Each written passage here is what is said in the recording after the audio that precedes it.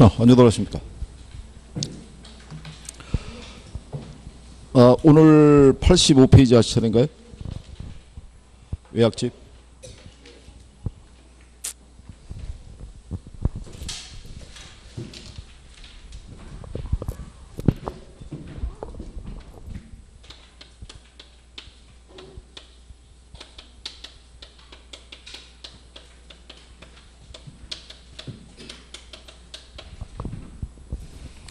어, 85페이지 보시면 위험에 대한 이제 투자자의 태도 이렇게 나와 있는데요. 요게 이제 큰 제목으로 이제 위험과 수익의 관계 얘기할 때요.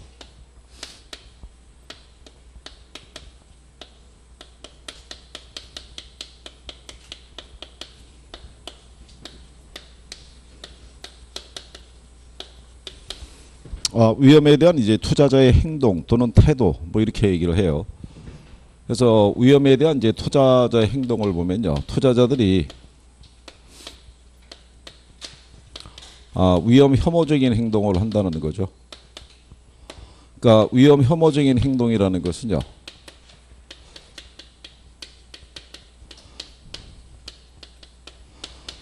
기대 수익률이 동일한 두 개의 투자 대안이 있으면요. 위험이 작은 쪽을 선택한다는 얘기죠. 요거를 이제 투자자의 위험 혐오적인 행동 이렇게 얘기를 합니다. 그러면 이제 이렇게 위험 혐오적인 행동을 하는 투자자들도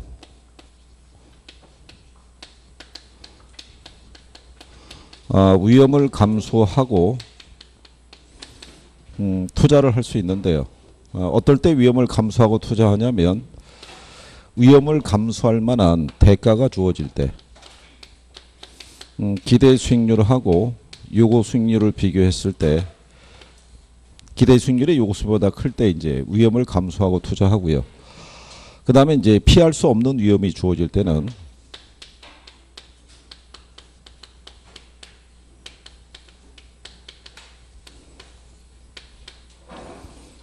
반드시 이제 높은 대가를 요구한다 그래서요. 얘를 높여서 대처한다고 보시면 되죠. 이렇게 이런 이제 행동을 하는 게 위험 혐오적인 행동이라고 얘기를 하고요.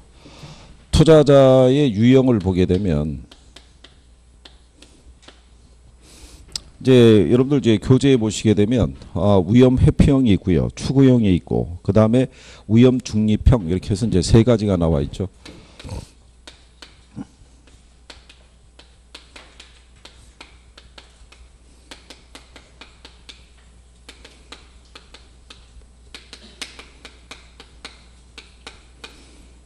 이게 위험 추구형이라는 건 이제 위험 선호형 뭐 이렇게도 얘기를 합니다. 이렇게 세 가지 유형이 있을 때요. 부동산 투자론에서 얘기하는 요 투자자는 여기를 얘기하면 위험 회피적인 투자자. 여기는 위험 중립적인 투자자는요. 어떠한 위험도 감수하지 않고 안전한 것만 선택하는 사람이죠. 그리고 이제 위험 추구형적인 투자자는 위험을 즐기는 사람이라고 생각하시면 돼요. 그러니까 위험의 크기는 큰데 상대적으로 높은 수익을 요구하지는 않는 사람이죠. 그러니까 가령 예를 들어서 복권 같은 거 사는 스타일이라고 보시면 되죠. 만약에 로또 복권을 1,000원짜리 하나 샀다. 될 확률보다는 안 될 확률이 크잖아요. 그러니까 날릴 확률이 크다는 얘기죠. 근데 만약에 안 되더라도 크게 낙담하지는 않고요. 만약에 본전을 찾으면 만족할 수 있는 뭐 그런 스타일이라고 생각하시면 되죠. 그래서 별다른 언급이 없으면 여기서 얘기하는 투자자 그러면은 여기를 얘기를 해요. 여기를. 근데 여기서 이제 뒤로 연결이 되는 게 요 논리 있죠. 위험 혐오적인 행동하는 거. 요거 하고 그 다음에 피할 수 없는 위험일 때는 뭐를 높여서 대처한다는 거. 그러니까 반드시 대가를 요구한다는 거죠. 대가를. 그래서 그 관계를 이제 기억을 뒤에서 나오는 거하고 이제 연결을 해서 이제 정리하실 수 있으면 되죠. 그래서 이 위험에 대한 대가를 요구하는 게 투자자마다 다 틀리다라고 생각을 하셔야 돼요. 우리가 지난번에 이렇게 설명한 거죠.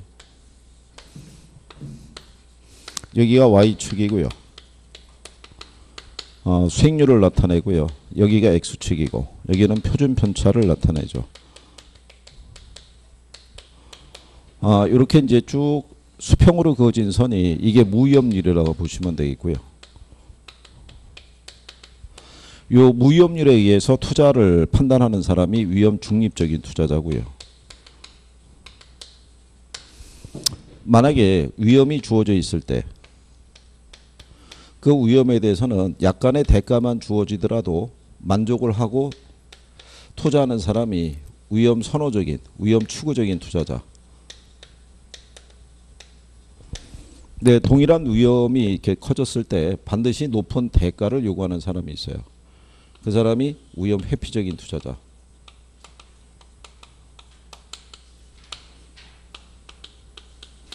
그러면 투자자의 유형에 따라 각자 자기가 부담하는 위험에 대한 대가가 다 틀려지죠. 그럼 여러분들이 지난번에 요고 수익률을 배운 거 기억하시나요? 요고 수익률. 네, 요고 수익률은 무위험률 플러스 위험 할증률로 되어 있죠. 그 위험 할증률의 크기가 다 틀리죠. 투자자마다. 그렇죠? 그래서 이제 요고 수익률이라는 게 투자자의 주관적 수익률이라고도 얘기를 하죠. 자기가 부담하는 위험의 크기에 따라서 요구하는 대가가 다 틀려진다는 얘기죠. 그래서 원래는 이제 요게 나오고 난 다음에 원래는 88페이지 가시면 거기 위험과 수익의 관계라고 돼 있죠. 그러니까 위험과 수익의 무슨 관계? 상세 관계라고 돼 있죠. 그러니까 여기가 나오고 난 다음에 두 번째로 등장하는 게 그 파트가 등장하는 게 맞다는 얘기죠.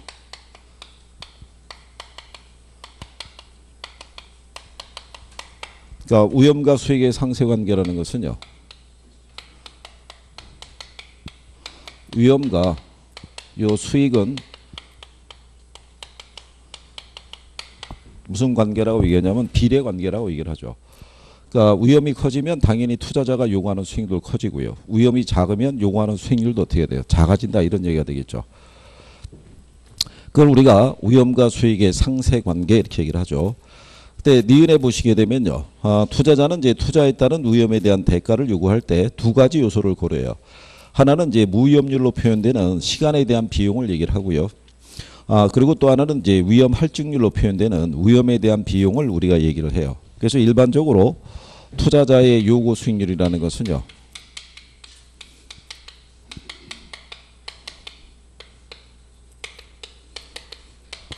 무위험률 플러스 뭐로?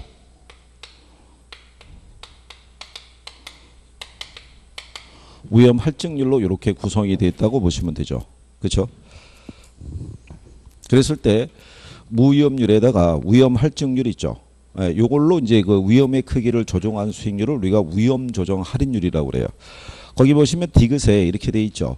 무위험률의 위험에 따른 위험 할증률로 조정이 된 수익률을 우리가 위험 조정률이라고 돼 있잖아요. 그거를 다른 말로 위험 조정 할인율 이렇게 얘기를 해요. 그러니까 여기 있는 요고 수익률이라는 것은 위험을 조정한 뭐다? 할인율이라고 얘기죠. 그러면 또 한 페이지 넘기셔서 90페이지 가보시면 동그라미 4번의 중간에 위험 조정 할인율을 사용하는 방법이라고 돼 있죠. 그럼 가로 열고 뭐라고 돼 있냐면 요고 수익률을 상향 조정한다고 돼 있죠.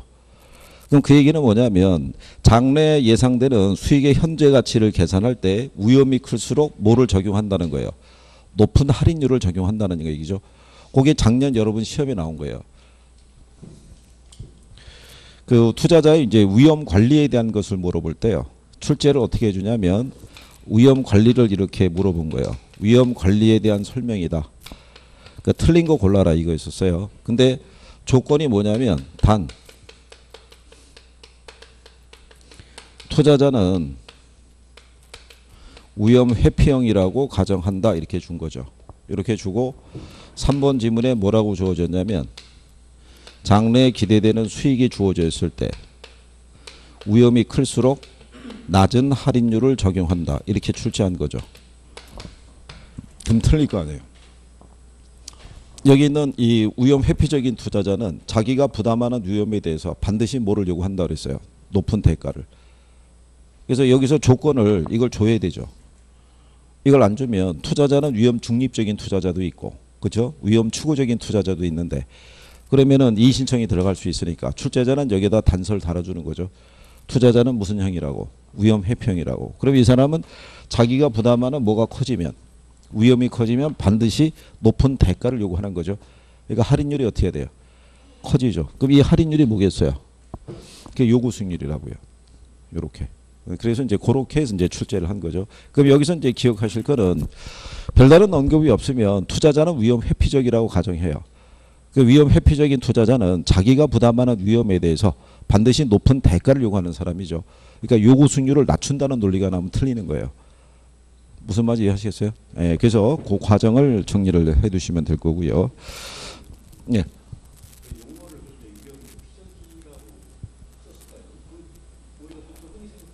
예.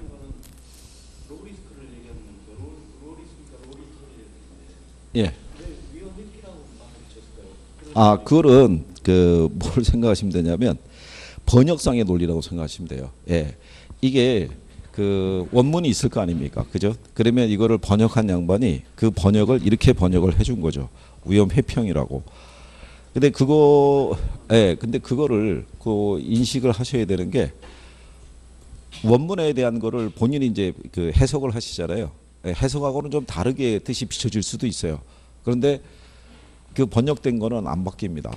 그래서 가끔 저기 예전에도 그런 경우가 있는데 그 외국계 그 지사장으로 계시던 분이 있어서 영어를 아주 잘하시는 거죠. 근데 그분이 딜레마에 빠진 게 뭐냐면 자기가 생각하는 해석하고 이론에서 나오는 이 용어의 해석하고 성격이 좀 틀려 보이는 거예요. 그래서 그 양반이 그것 때문에 한동안 딜레마에 빠진 적이 있었어요. 아니 내가 생각할 때는 이게 맞는 것 같은데 왜 이걸 번역을 이렇게 했을까? 근데 그 안에 번역을 해서 그 개개인적으로 물어보면 본인들이 나름대로 생각한 게 의도가 다 있는 거죠. 우리가 왜 지난번에 얘기를 이게 우리가 그로스 인컴이라고 그래가지고 이 그로스의 의미를 가지고 해석이 서로 틀린 거예요. 이거를 영문상의 총이라고 계산해서 한 사람이 있고 한문에 거칠 조자를 써서 조라고 번역한 분도 있고 그러면 일반적으로 하면은 이게 총으로 번역하는 게 맞는데 그 양반은 또 안에 그 뜻을 담아가지고 이렇게 번역을 한 거거든요. 그러니까 그걸 어떻게 저희가 수정하라고 얘기할 수가 없어요. 그냥 받아들일 수밖에 없어요. 저희가 여기서 이거를 이 표현이 아닙니다라고 주장을 해도 시험상에서 지문이 나오면 그렇게 갈 수밖에 없죠. 왜냐하면 교수들 사이에서도 상대적으로 리더 역할 하시는 분이 있고 그럼 그 밑에 또 이렇게 밑에 있는 이제 교수들이 있으면 출제를 들어가면 자기가 하는 관계 있는 분이 쓴 책이 있으면 책에서 쓴 용어를 그대로 쓰죠. 뭐 반대편 쪽에 그 쓸 리가 없으니까. 그러니까는 같은 논리가 됐을 때 이쪽에서 들어갔을 때 썼던 용어와 이쪽에서 들어갈 때 쓰던 용어도 좀 틀리죠. 그래서 이제 이 양반들이 출제할 때 뭐를 표기해 주냐면 원문을 표기합니다. 원문은 이렇게 돼 있는데 나는 이렇게 번역했다. 이런 표현이거든요. 그건 우리가 이제 감수할 수밖에 없습니다. 한때 그래서 그 통합 교과서 만드는 것도 한번 논의가 된 적도 있어요. 워낙 틀리니까 표현이. 근데 그게 조정이 어렵다는 얘기죠. 그대로 그냥 인식을 하시는 게 제일 좋은 방법입니다. 자, 그 다음에 여기 나와 있는 그 이제 요 과정이 이제 요렇게 돼 있다는 얘기죠. 그래서 여러분들이 88페이지 가시게 되면은요. 자, 무위험률이라는 게 있고요. 근데 이제 여러분들이 보시면 여기는 이제 무위험률이 있고 위험 할증률이 있는데 무위험률은 이제 주로 국공채 이자율 얘기를 해요. 국채 이자율. 그러면 얘가 상승하면 무위험률이 얘가 상승해야 안 해요. 요거 수익률이. 무위험률이 상승하면 얘가 상승한다 안 한다. 상승하겠죠. 왜냐하면 기준이 올라가잖아요. 기준이 올라가면 당연히 요구 수익률도 어떻게 해야 돼요? 높아질 수밖에 없는 거죠.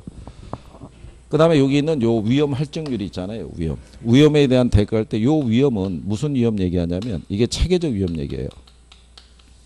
그러니까 피할 수 없는 위험이라고 보시면 되죠. 그러면 그 위험이라는 게 이렇게 증대가 되면 그거를 이제 여기다 가산을 한다는 얘기죠. 이렇게. 근데 요 위험에 대한 가산을 하는 게 투자자마다 틀리다는 얘기죠. 개별 투자자들의 위험에 대한 요구하는 대가 있죠. 이것에 따라서 이제 틀려진다라고 보시면 되겠죠. 그래서 거기 88페이지 밑에서 두 번째 줄에 보면요.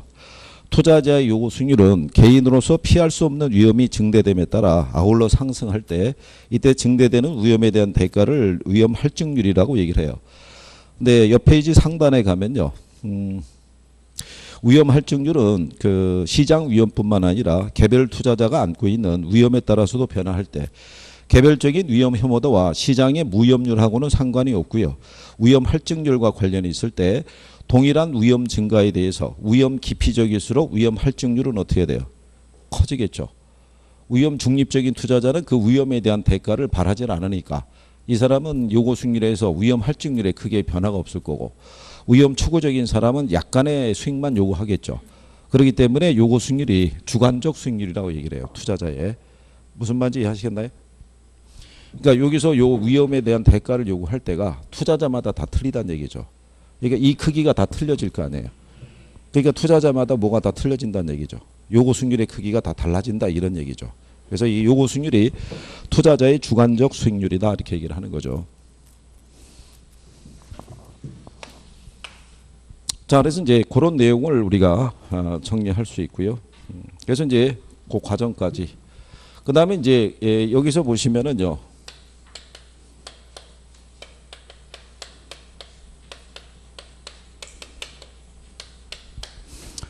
위험과 가치의 균형이라고 이제 얘기하는 게 있어요. 그게 이제 89페이지 가시면은 박스에 들어가 있어요. 박스에 보시면 위험과 수익의 상쇄관계라고 돼 있고 그 밑에 보면 위험과 가치의 균형이라고 돼 있죠. 예, 그거는 이제 뭐 얘기하는 거냐면요. 부동산의 가치라는 것은요.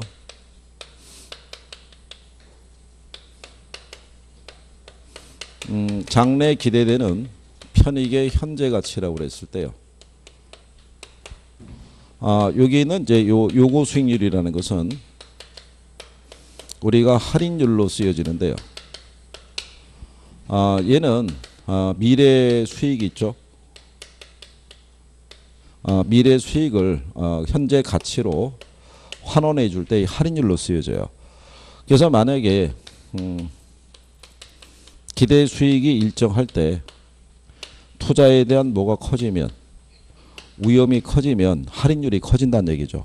그러니까 요구 수익률이 높아진다는 얘기죠. 얘가 커지면요. 투자 가치는 작아지고요. 위험이 작아지면은 요구 수익률이 작아지니까 그러면 투자 가치는 커진다. 이렇게 보시면 되죠. 이렇게. 그러면 여기 있는 요 투자 가치를 계산하는 거는요. 여기서 나오는 예상 수익이 있는데요. 이 예상 수익은 영구적인 수익이라고 가정하는 거죠.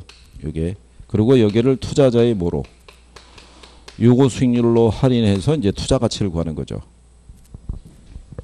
그러니까 요 투자 가치는요. 투자자의 주관적 가치라고 생각하시면 돼요. 왜냐하면 이 할인율의 크기는 투자자마다 다 틀릴 거 아니에요. 위험에 대한 요구하는 대가가 다 틀려지니까. 자, 그러면 이게 여러분들 계산 문제로는 예전에 한 3번 정도 나왔었어요. 3번. 그러니까 20회 이전에. 오래전에 나온 거죠. 그래서 만약에 이제 예를 들어서 예상 수익이 만약에 1,000만 원이고요. 이게 이제 출제를 할 때는요. 요구 수익률을 줄 수도 있고요. 아니면은 무위험률하고 뭐로? 위험 할증률로 이렇게 줄 수가 있어요. 근데 그냥 무위험률로는 안 주고요. 뭐 국공채 이율이 예를 들어서 5%. 그 다음에 위험 할증률이 있죠. 얘가 5%. 뭐 이렇게 주는 거죠. 이렇게. 그럼 우리가 요구 수익률의 구성이 무위험률하고 뭐로 돼 있냐면 위험 할증률로 돼 있는데 무위험률이 국채 이자율 얘기하잖아요. 그 결론은 두 개 합한 거니까 요거 두 개 합이 뭐겠어요? 이게 요구 수익률이라는 얘기죠. 여기 보면 요구 수익률이 무위험률하고 뭐로 돼 있는 거예요? 위험 할증률의 합으로 돼 있으니까 이거를 그냥 요구 수익률이라고 안 주고 풀어서 무위험률인데 무위험률이 국채율을 얘기를 하니까 그냥 국채율 몇 프로 그다음에 위험 할증률 몇 프로 이렇게 내준다는 거죠. 그냥 요구 수익률을 주면은 간단하니까 처음에 나올 때는 그냥 요구 수익률이라고 줬었어요. 근데 그 이후로 나올 때는 이렇게 준 거죠. 국채율하고 뭐하고 위험 할증률. 그러면 두 개를 합하면은 10%잖아요. 그죠? 그러면은 여기 있는 1,000만 원을 요게 할인율을 적용하면 이걸 소수로 바꿔야 돼요. 그죠? 그러니까 100분의 10이니까 0.1이라고요. 그러면 1억 나온다고요. 1억. 이게 0.1이면은 이게 10의 논리라고 그랬죠. 곱하기 10 하면 된다고 그랬잖아요. 그죠? 0.1에 곱하기 100 하면 이게 10 나와요. 그러니까는 이게 얼마 나온다는 거예요. 1억 이렇게. 그러니까 이렇게 해서 이제 투자 가치를 구할 수 있다 이런 얘기죠. 그 박스에 있는 내용이 이제 그거 얘기하는 겁니다. 그래서 거기 보시면 위험이 커질수록 요구 수익률이 커지면 그 다음에 뭐가 작아진다는 거예요. 예, 투자 가치가 작아진다라고 얘기를 하는 거죠. 그죠? 만약에 요게 지금 10%일 때는 1억이잖아요. 같은 1,000만 원인데 얘가 만약에 20%가 할인율이 적용이 되면 그럼 5천 나온다고요. 그렇죠? 그러니까 뭐가 커지면 할인율이 커지면 가치는 당연히 작아질 거 아니에요. 그렇죠? 그래서 기출에서는 요걸 한번 낸 적이 있어요.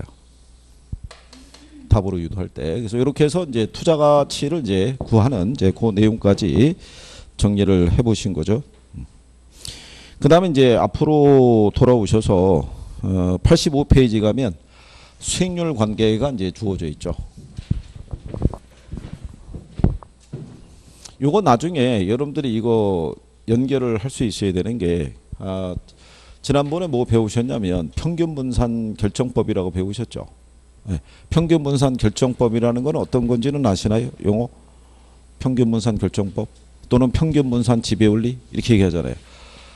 평균분산 지배원리라는 거는 기대 수익률이 동일한 두 개의 투자 대안이 있으면 위험이 작은 투자안이 다른 투자안을 지배한다는 얘기고요. 그렇죠? 위험의 크기가 같으면 수익률이 큰 투자안이 다른 투자안을 지배한다는 논리잖아요. 그죠? 그거는 이 투자자에게만 적용되는 논리죠. 여기에게만. 이 투자자의 요 위험 혐오적인 행동을 반영해 준 게 그게 평균분산 결정법의 논리죠. 이 투자자들은 적용이 안 되죠. 여기는 어떠한 위험도 감수하지 들지 않은 거고 여기는 위험에 대해서 약간의 대가만 요구하기 때문에 그 논리의 등식이 성립이 안 된다고요. 그러니까 평균분산 지배 원리를 우리가 충족시키는 거는 이 투자자에게만 적용이 되는 거예요. 요 투자자의 이 위험에 대한 태도를 갖다가 그대로 반영해 준 게 평균분산 지배 원리라고 생각하시면 돼요. 그러면 그게 또 어디로 연결이 되냐면 효율적 전선으로 연결이 되는 거죠. 네, 그렇게 해서 이제 연결이 가져야 된다는 얘기죠. 자, 일단 85페이지 하단에 가면 수익률이라고 있어요.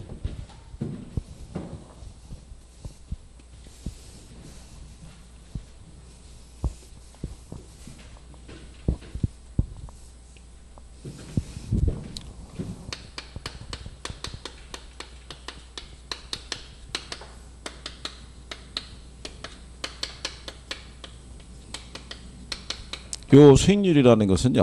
투자 자본에 대한 대가로 주어지는 건데요. 투자 자본에 대한 투자 수익을 얘기를 하는데 이 투자 수익은 뭐 얘기하냐면 임대료 얘기합니다.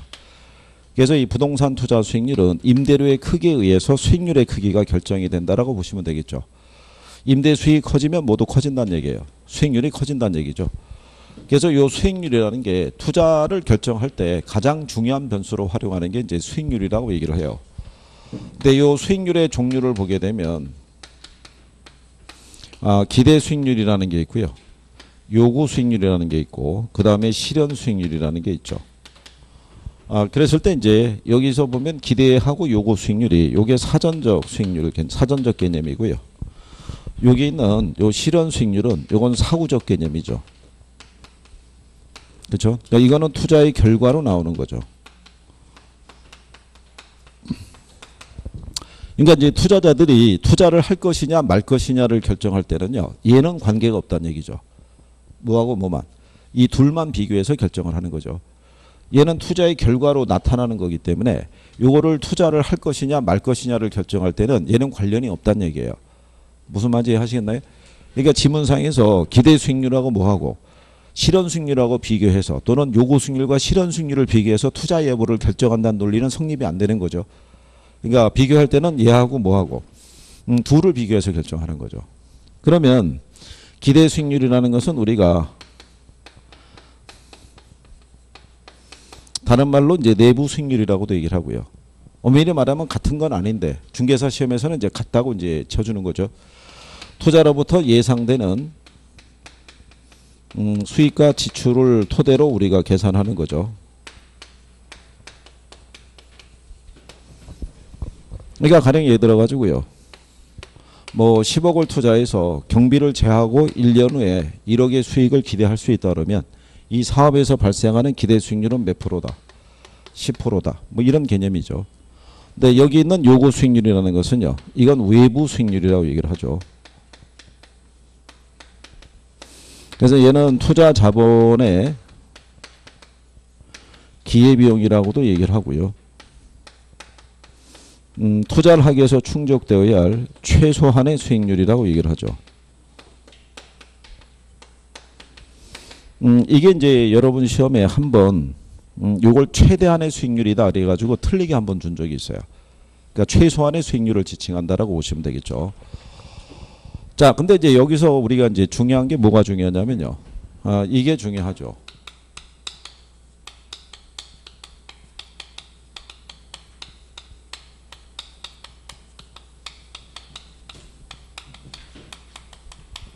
기대 수익률하고 요구 수익률의 관계 있죠. 요거를 이제 정리하시는 게 필요하죠. 그래서 우리가 이제 이거 하신 거 기억하시나요?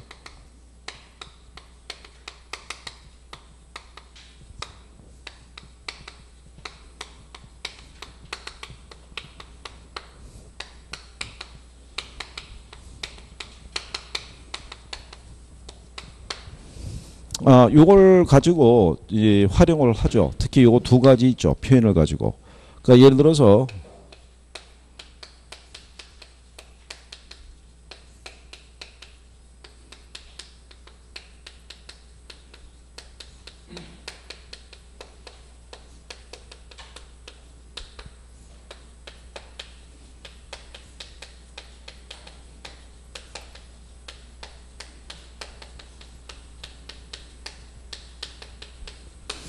이게 여러분들의 이제 기출에서 출제했던 이제 지문이죠.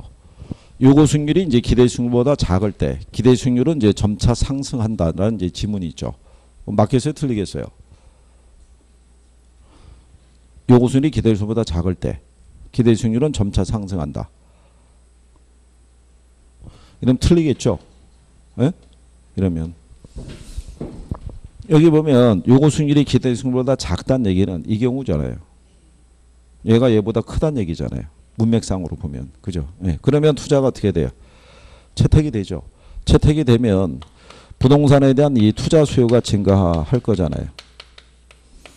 증가하면 이 부동산의 가치는 어떻게 돼요?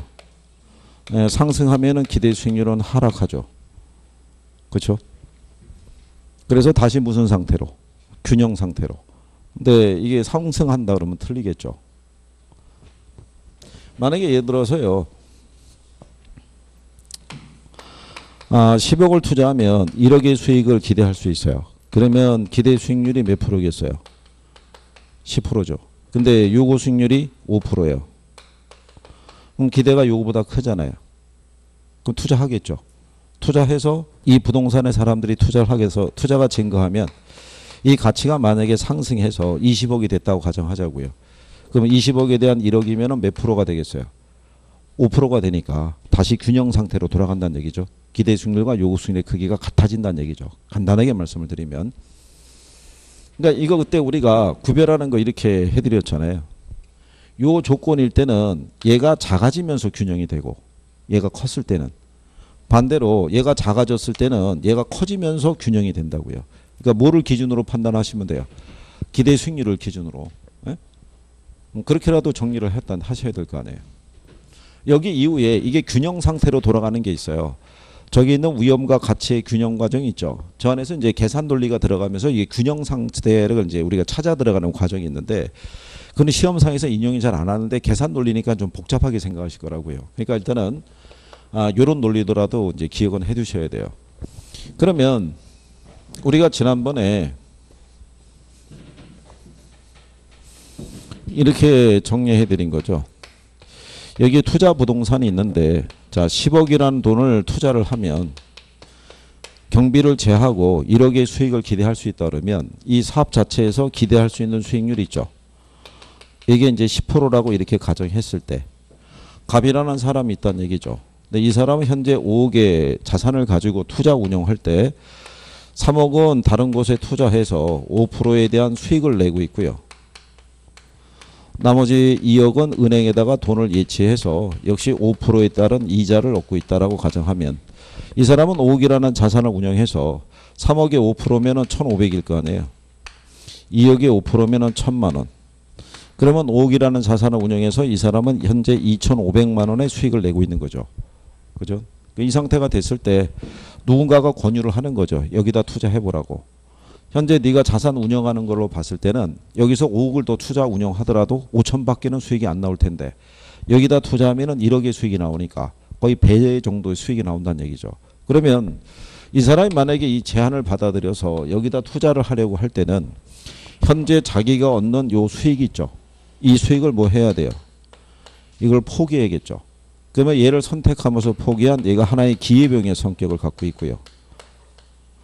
근데 가지고 있는 자산은 5억밖에 없으니까 10억을 만들기 위해서는 5억을 융자를 받아야 되는 거죠. 근데 융자를 받으면 이자가 8%래요. 그럼 5억에 8%면은 4천 나올 거 아니에요. 그러면 이 4천의 이자라는 것은 자기가 여기에 투자하기 위해서 추가적으로 감수하는 뭐가 되겠어요? 위험이 되겠죠.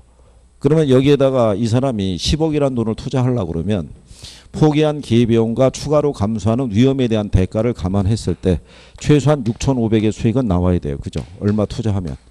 10억 투자하면. 그럼 10억에 6,500이면은 6.5%일 거 아니에요. 그죠?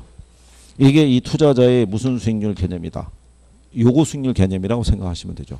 이게. 그러면 내가 요구하는 수익률은 6.5%인데 여기서는 그 이상의 수익을 기대할 수 있잖아요. 그럼 나는 위험을 감수하고 뭐 할 수 있다는 거예요. 투자할 수 있다 이런 얘기고. 반대로 내가 요구하는 수익률이 16%인데 여기서 기대할 수 있는 거는 10%밖에 없으면 나는 투자를 기각을 하겠죠. 그러니까 투자자는 기대 수익률하고 뭐하고 비교했을 때 요구 수익률을 비교했을 때 뭐가 커야 투자한다는 거예요.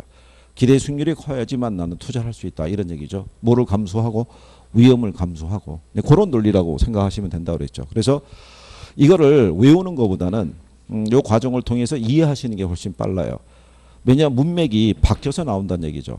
항상 우리가 아까 시험 여기 지문 써서 말씀드렸지만은 항상 얘가 먼저 나오는 게 아니라 얘가 앞으로 빠져서 나온다고요. 그러면서 읽으면서 여러분들의 착각을 유도하니까 그거 정도는 기억을 해 두셔야 된다는 얘기죠.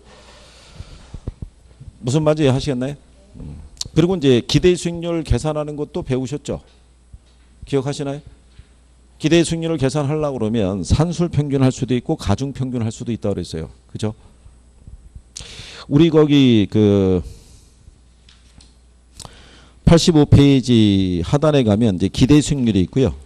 맨 마지막에 디귿에 가면은 평균으로 계산되는 기대 수익률 이렇게 나와 있잖아요. 그죠? 그 뒤에 박스에 가게 되면 사상이 주어져 있고 이렇게 나와 있잖아요. 기대 수익률은 계산이 가능하시죠?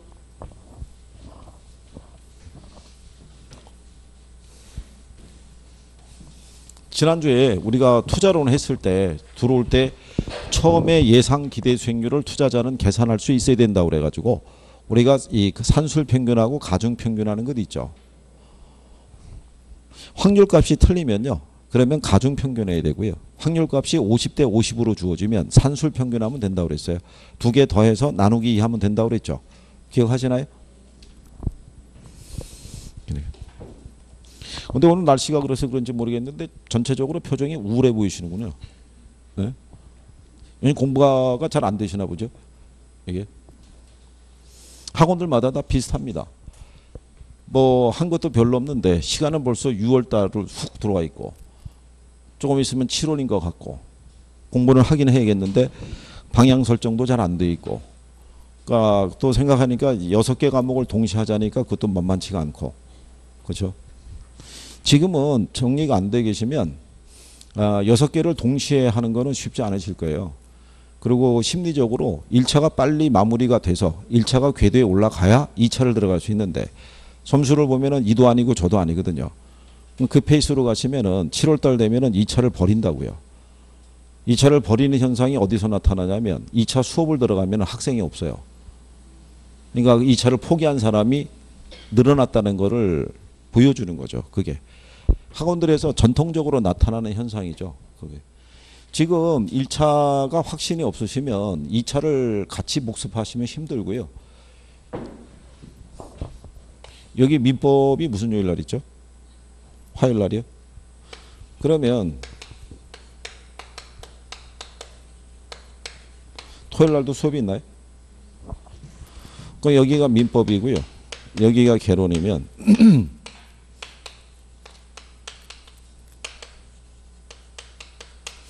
여기 나머지에서 2차 수업은 들으시는 거죠.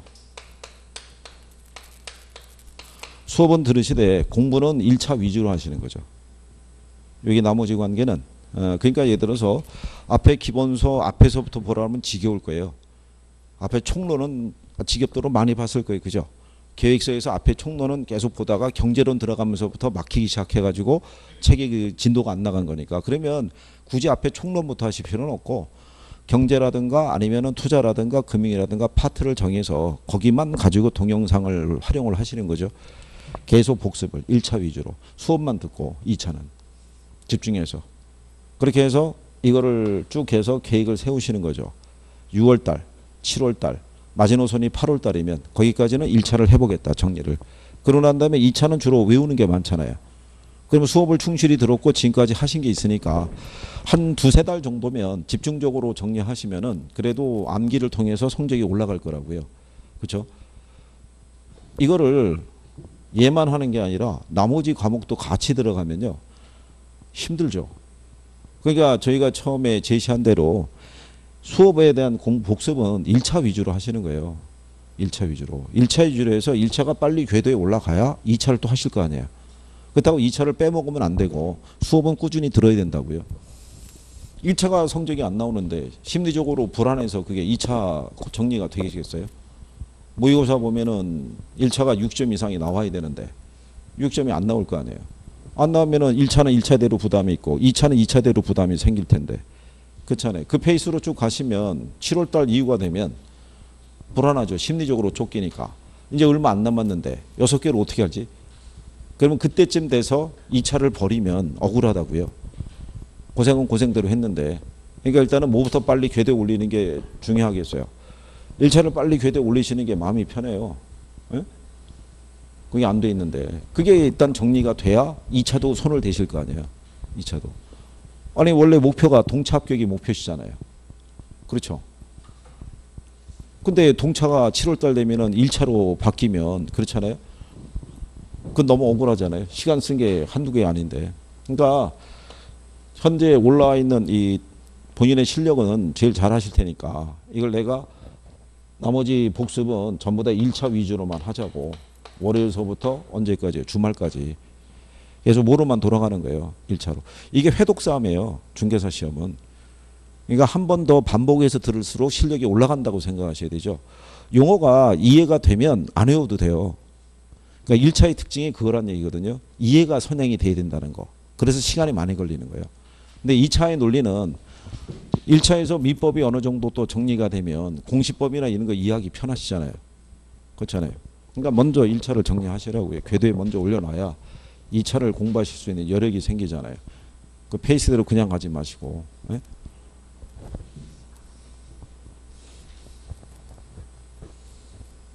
그러니까 이제 이번에 모의고사 보셨나요? 그러니까 모의고사 성적을 봤을 때 성적이 내가 원하는 성적이 안 나오면 이제 불안해지는 거죠. 6월인데. 그렇잖아요. 근데 7월 달에 모의고사 봤는데도 똑같은 현상 나오면 힘드시잖아요. 그러니까 지금은 뭐 위주로.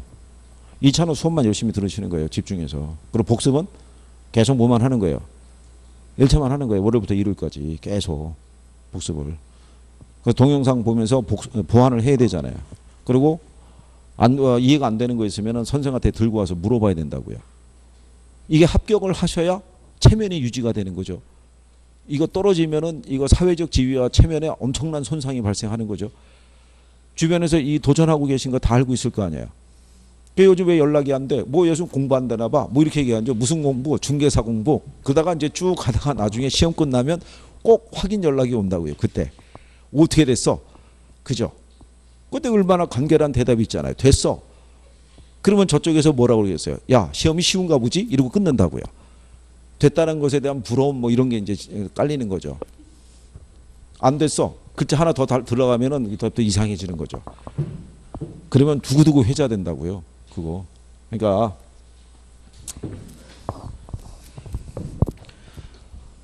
이게 저희가 수업하다가 이런저런 거 확인하기 위해서 여쭤봤을 때 반응의 정도가 그죠? 예, 적게 나타난다는 얘기는 그쪽 파트가 정리가 안 돼 있다는 얘기거든요. 그게. 그러면 선생님 입장에서는 진도를 나가야 되니까 거기를 붙잡고 계속 설명해 드릴 수가 없어요. 이게 쭉 나가줘야 되는데 그리고 조금 더 지나면 이제 문제를 돌아가게 되면 이론을 하는 게 거의 없다고요. 다 문제로 돌아가지. 그러니까 문제를 풀 수 있는 단초는 다 이론의 바탕을 두고 있으니까 용어나 이런 것들을 조금만 더 신경을 써주세요. 이런 건 이제 시험상에서 이거를 납득을 시켜드리기 위해서 설명을 해드린 거고 예를 들어서 그러니까 이거를 해드린 거 이렇게 설명해드린 거는 이거 하나 납득하기 위해서 설명해드린 거예요. 외우지 마시라고. 그러니까 기대 승률하고 뭐하고 비교했을 때 요거 승률을 비교했을 때 뭐가 커야 투자한다는 거예요. 기대 승률이 컸을 때 투자하는 거예요. 그리고 지금 계산이 안 되면 계산에 집착하지 않으셔도 돼요. 나중에 문제 풀면서 보완해도 되니까 그 부분이 힘들면 넘기시고 이론의 용어나 빨리 정리를 하시는 게 필요하다는 얘기죠. 그래야지 이제 이게 확인이 되실 테니까. 그래서 이제 그렇게 정리하시면 되겠고요. 자, 그 다음에 위험과 수익의 상세관계 했고요. 89페이지 가시게 되면 위험 관리 방법이라고 돼 있어요. 그럼 요게 투자자들의 자, 이거 위험 관리라는 것도 지난번에 이제 이렇게 설명한 거죠. 미래라는 것은 불확실하죠. 그러니까 예를 들어서 많은 사람들은 이런 자기의 사업, 직장, 건강, 가족 모든 자기랑 관련이 있는 여러 가지 이제 주변의 이런 상황을 놓고 봤을 때 이게 미래에 어떤 상황이 발생할지는 아무도 모르죠.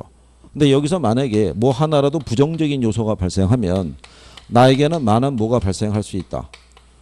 손실이 발생할 수 있으니까 그러한 미래에 대한 불확실성, 위험에 대처하기 위해서 일반인들이 가장 많이 쓰는 게 어디에 가입하는 거라고 그랬어요. 그게 보험에 가입하는 거라고요. 그렇겠죠. 그리고 또 하나는 뭐가 있냐면 위험을 회피하는 거죠. 그러니까 어떠한 형태의 위험도 감수하려 들지 않는다는 얘기죠. 그러니까 나에게 만약에 투자할 수 있는 기회가 주어지게 되면은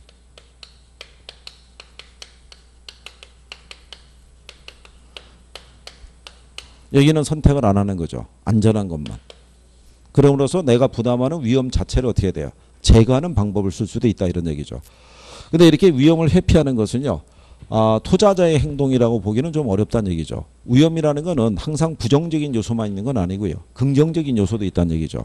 내가 부담하는 위험이 커지면 그만큼 수익도 커질 수 있어요, 없어요? 커질 수 있는데 그 기회를 원천적으로 포기한다는 얘기죠. 근데 내가 만약에 투자를 하게 되면은 위험을 감수할 수밖에 없을 때 그냥 감수할 수는 없으니까 위험을 줄이는 방안을 생각해 보겠죠. 그죠?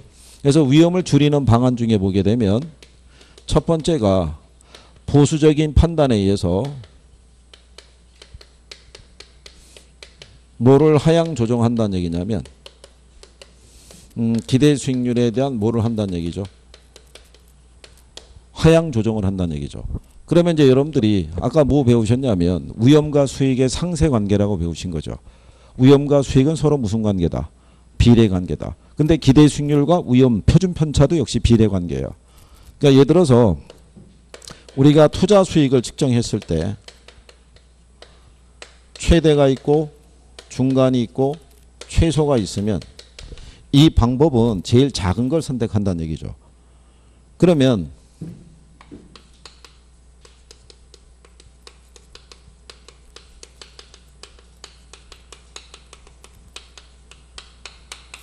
얘네도 무슨 관계냐면요. 정의 관계예요.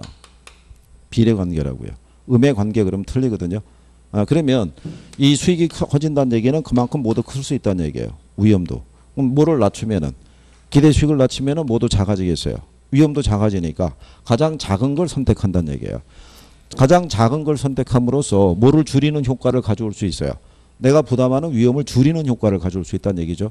그러니까 이거를 문장상에서 얘기하면 보수적인 판단에 의한 기대 수익률의 뭐를 통해서 하향 조정을 통해서 위험을 줄인다는 얘기죠.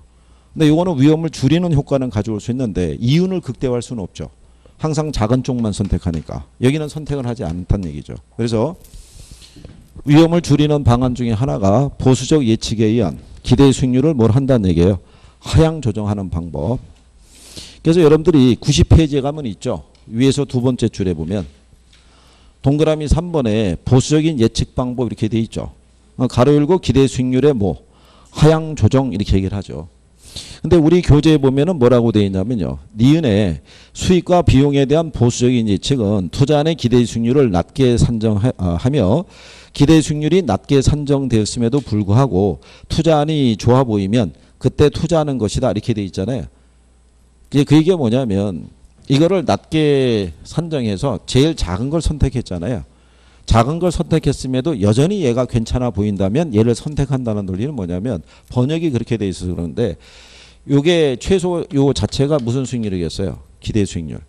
그러면 예를 들어서 기대 수익률이 얘가 10%, 8%, 5% 이렇게 나와 있으면 제일 작은 걸 선택한다는 얘기죠. 요게 최소한 그래도 투자자가 요구하는 수익률이 있죠. 네, 이거보단 최소한 크거나 같아야 된다 이런 얘기죠. 이게 작다고 무조건 선택하는 게 아니라 요 수익률은 투자자가 요구하는 수익률보다 어떻게 해야 돼요? 최소한 같거나 컸을 때 얘를 선택한다 이런 얘기죠. 무조건 얘하고 비교하지 않는 게 아니라. 자, 그 다음에 이제 두 번째가 위험 조정 할인율의 사용이죠. 조금 아까 이거 설명해 드린 거죠. 위험 조정 할인율이 뭐를 의미한다고 그랬어요? 이게 요구 수익률이죠. 요구 수익률. 아까 요구 수익률이라는 것은 무위험률 플러스 위험 할증률로 되어 있잖아요. 그죠? 그럼 투자자는 자기가 부담하는 위험에 대한 대가를 반영한 게 그게 요구 수익률이잖아요. 그래서 자기가 부담하는 뭐가 커지면 위험이 커지면 높은 할인율을 적용한다는 얘기죠. 그렇죠? 그러니까 결국은 이 얘기는 요구 수익률을 뭐를 해서 상향 조정을 통해서 그렇죠? 대처하겠다는 거죠. 그러면 위에 게 있고 밑에 게 있으면 주로 얘를 쓴다고요. 얘를. 기대 수익률은 사람들이 상식적으로 접근이 가능해요. 투자자가 기대하는 수익이 크면 그만큼 위험도 커질 거고 기대하는 수익이 작으면 모두 위험도 작을 거라고 생각을 해요.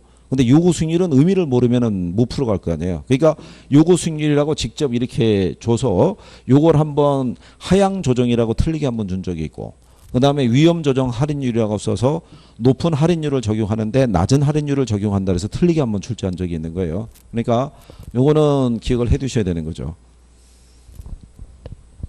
그래서 부담하는 위험이 클수록 뭐가 커지는 거예요? 할인율이 높아지는 거죠. 왜 그러냐면 여기에 투자자는 뭐라고 그랬어요? 위험 회피적인 투자자니까. 그렇죠? 그 다음에 이제 뭐를 시행할 수 있냐면요.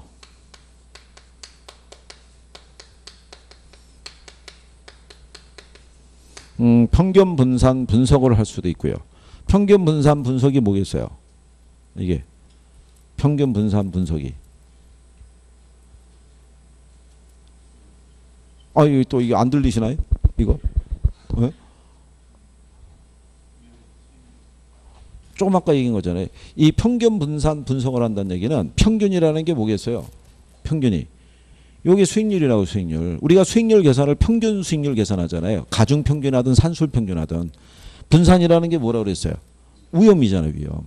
투자자는 위험의 크기만 갖고 투자를 결정할 수 없으니까 위험하고 뭐하고 비교해서 수익률을 비교하는 거죠. 그래서 수익률이 같으면 위험이 작으네. 위험이 같으면 뭐가 크네. 수익률이 크네. 걔를 선택하는 게 평균 분산 분석 또는 평균 분산 결정법, 평균 분산 지배 원리 이렇게 얘기하는 거죠. 그 다음에 뭐를 구성할 수도 있어요. 예, 포트폴리오를 구성할 수도 있고. 그러니까 포트폴리오라는 것도 위험 관리 기법 중에 하나예요. 근데 얘는 단원 비중이 크니까 별도로 뒤로 빼서 정리하는 거라고요. 그리고 별도로 문제를 출제해 주고. 그 다음에 이제 뭐가 있냐면 감흥도 또는 뭐를 하는 게 있어요. 민감도 분석을 하는 게 있죠.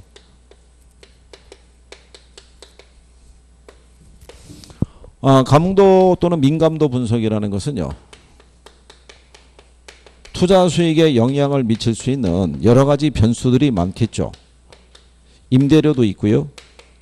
영업경비도 있고 세금도 있고 감가상각 방법 뭐 다양하다는 얘기죠. 그죠? 근데 여기 있는 이 변수들은 변할 수 있겠죠. 얘가 변하면 이 투자 수익도 변할 수 있어요, 없어요? 변할 수 있겠죠. 그럼 가장 크게 영향을 주는 애 있죠. 예, 걔를 찾아서 집중적인 통제 및 관리하라는 얘기예요. 그걸 우리가 이제 민감도 분석이라는데 이 제목을 개발론 쪽에서 바꿔서 낼 때가 있어요. 그러니까 여러분들이 개발에서 흡수율 분석이라고 배우셨죠. 흡수율 분석. 흡수율 분석이라는 거는 예를 들어서 내가 이제 공급하고자 하는 부동산과 유사한 부동산이 있죠. 예, 걔가 지난 이제 작년에 공급이 됐는데 작년 한 해 동안에 분양 또는 임대가 어느 정도의 기간에 끝났는지 흡수가 됐는지를 조사하는 거죠. 그거를 매개로 미래 수요를 예측하는 것을 우리가 흡수율 분석이라고 그래요. 얘하고 제목을 바꿔서 내는 거죠. 두 번 인용을 한 거죠. 내용은 흡수율 분석인데 감흥도 분석이란 이렇게 나오면서 흡수율 분석의 내용을 집어넣는 거죠. 그러니까 용어가 바뀌는 것 정도는 구별할 수 있으시면 돼요. 그러니까 여기서는 투자에서 뭘 하기 위해서 위험 관리 기법 중에 하나인데, 예, 그게 이제 나중에 시장성 분석 안에서 이제 그게 쓴다라고 이렇게 바꿔줄 때가 있어요. 네, 그거 이제 정도 유념하시면 돼 있고. 자, 그래서 이제 그런 내용이죠. 그래서 이런 경우는 이제 가끔씩 인용을 해주니까 그 정리하시면 되겠고요. 91페이지 가면 이제 평균 분산 결정법, 평균 분산 지배 원리 이렇게 나와 있죠. 이거 하고 이제 포트폴리오 이거 정리해 보시죠. 잠깐 쉬었다 들어오시죠.